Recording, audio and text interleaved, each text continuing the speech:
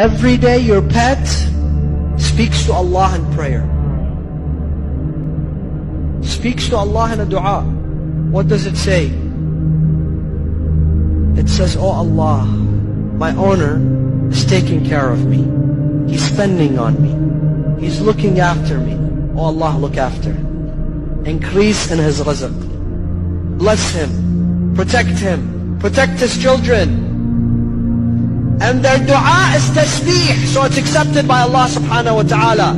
It's acknowledged by Allah subhanahu wa ta'ala. That is why one form of continuous sadaqah is to have pets.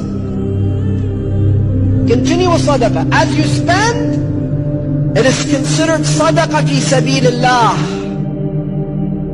In fact, we think, animals are not even important in the religion of Islam. Animals are a source of blessing. Domesticated animals, pets, are a source of blessing upon the family and the household. And there are many. If you look at Kitab Bihar al-Anwar al-Allama al-Majlisi, several volumes speak about animals and animal rights and pets and domesticated animals.